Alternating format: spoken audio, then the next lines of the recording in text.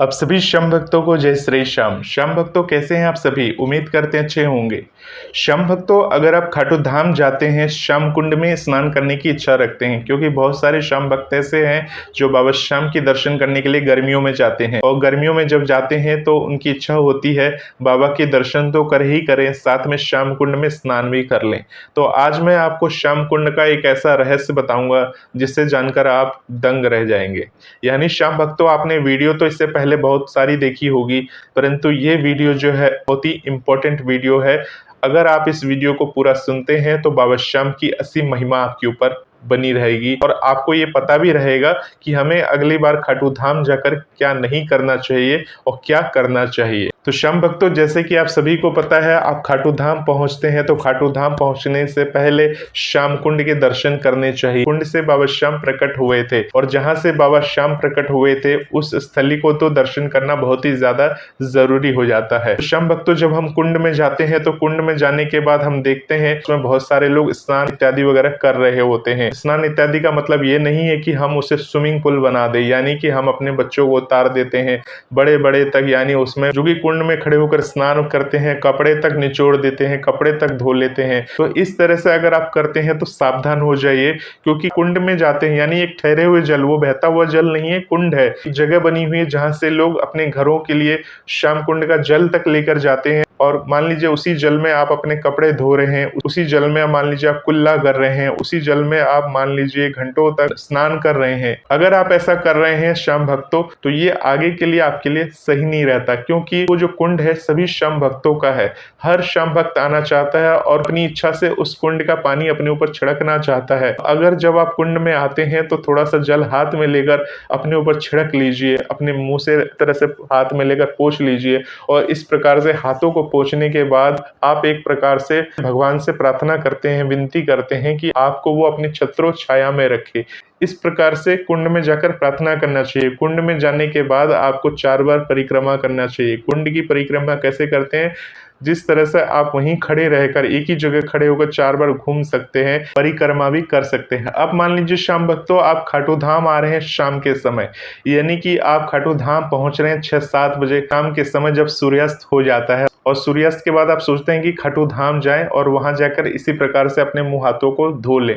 परंतु श्याम भक्तों, अगर आप सूर्यास्त के बाद खाटू धाम जाते हैं और वहां इस प्रकार से अगर आप अपने जल को छूते भी हैं तो आप पाप के भागीदार बन जाते हैं। श्याम भक्तों, ये शास्त्र मत है कि संध्या के समय, यानी जब सूर्य अस्त हो जाता है, यानी जब सूरज डूब जाता है, उस समय हमें किसी भी प्रकार से किसी भी तरह की कुंड को नहीं छूना चाहिए। यानी श्याम भक्तों, अगर किसी नदी के किनारे में भी है और अगर आपको ऐसा लग रहा है कि गर्मी बहुत अधिक है और शाम के समय आपको कुंड खाली मिल गया बिल्कुल, और आप चले गए और आपने स्नान कर लिया, तो समझ लीजिए आपने मुसीबत को गले लगा लिया है। यानी श्याम भक्तों, संध्या के समय हमें क्यों नहीं करना चाहिए? यानी संध्या के समय जब बाबा श्याम की आरती होती है, जिस प्रकार से गंगा माता की आरती होती है, उसके बाद जल में क्यों नहीं स्नान करना चाहिए, जल में क्यों नहीं जाना चाहिए? क्योंकि श्याम भक्तों, संध्या के बाद उस जल पर अधिकार जो होता है यक्षों का होता है, और जो यक्ष होते हैं संध्या के समय वहीं पर उपस्थित होते हैं। और अगर आपने इस प्रकार से जल में पैर भी रखा या उसके जल को छूना भी चाहा तो आपके पीछे यक्ष पड़ जाते हैं। तो यक्ष आपके पीछे ऐसे नहीं पड़ जाएंगे कि आपको डरा धमका के भगा देंगे,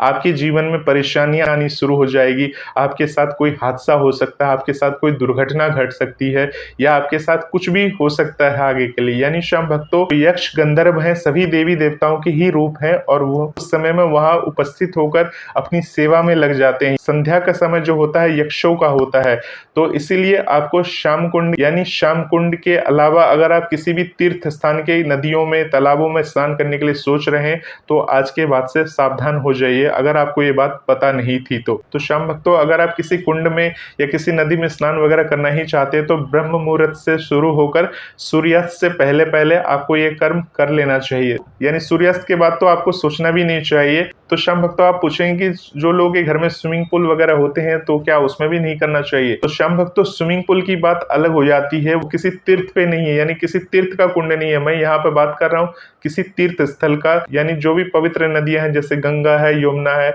उनकी बात मैं कर रहा हूँ। किसी स्विमिंग पूल वगैरह की बात नहीं कर रहा हूँ, किसी अन्य चीजों की बात नहीं कर रहा हूँ। तो श्याम भक्तों, इस बात का विशेष आप ध्यान रखें और साथ ही आप इस विशेष बात का भी ध्यान रखें, अगर आप श्याम कुंड जाते हैं, वहां से सोचते हैं कि जल लेकर आने के लिए, तो जल आप लेकर आ सकते हैं। तो जल को आप एक कैन में लेकर आ सकते हैं और अपने घरों में छिड़क सकते हैं। तो श्याम भक्तों, अब आप बोलेंगे कि कुंड में बिना दर्शन किए हुए, यानी उनका जल को छुए हुए हम बाबा श्याम के दर्शन कर ले। अगर संध्या के समय आप पहुंचते हो 7-8 बजे, वहां कुंड आपको खुला मिल जाता है, उस समय आप चाहते हैं, तो आपका सवाल ये होगा, श्याम भक्तों आप बाबा श्याम के दर्शन कर सकते हैं ऐसे में जाकर, और उसके बाद दर्शन करने के बाद आप अगर वहां ठहरते हैं तो उसके बाद सुबह में आप आकर कुंड के दर्शन कर लीजिए, उसके जल को आप ले लीजिए, अपने पर छिड़क लीजिए।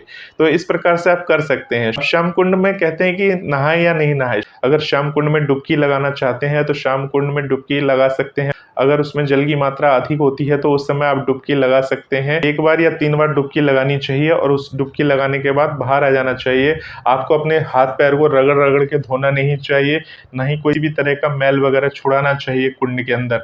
और ध्यान रखिएगा, जब आप बाहर निकलते हैं कुंड से निकलकर, तो आपको तौलिया वगैरह से अपने शरीर को पोंछना नहीं चाहिए, वो नेचुरली ऐसे ही रहने दीजिए, अपने आप सूखने दीजिए। और इस प्रकार से जब आप कुंड में नहाकर बाहर आ जाते हैं, तो बाहर आने के बाद तो उसके बाद अपने वस्त्र वगैरह धारण कर लीजिए। बहुत सारे लोग क्या करते हैं, कुंड में स्नान करने के बाद मंदिर में दर्शन कर लेते हैं, जहाँ होटल में कमरा वगैरह ले रखा है वहां पहुंच जाते हैं और वहां पहुंचने के बाद फिर से स्नान कर लेते हैं, जो कि गलत है। अगर आप एक बार कुंड में स्नान कर लिए हैं तो उस दिन आपको फिर स्नान नहीं करना है, क्योंकि कुंड का प्रभाव जो है, कुंड का जो विशेष प्रभाव है आपके ऊपर है। हम लोग क्या गलती करते हैं, गंगा वगैरह में स्नान कर लेते हैं। स्नान वगैरह करने के बाद क्या होता है कि जब हम देव दर्शन करते तो हमारा शरीर गर्म हो जाता है, फिर आके हम फिर से स्नान वगैरह कर लेते हैं, जो कि गलत होता है। अगर आपने उस दिन गंगा स्नान किया है तो गंगा स्नान के बाद कोई दूसरा स्नान नहीं करना चाहिए, उसके अगले दिन ही आपको फिर स्नान वगैरह करना चाहिए। ऐसे ही वीडियोस को देखने के लिए इस चैनल पर बने रहें। मिलते हैं एक नई वीडियो के साथ। आप सभी श्याम भक्तों को जय श्री श्याम।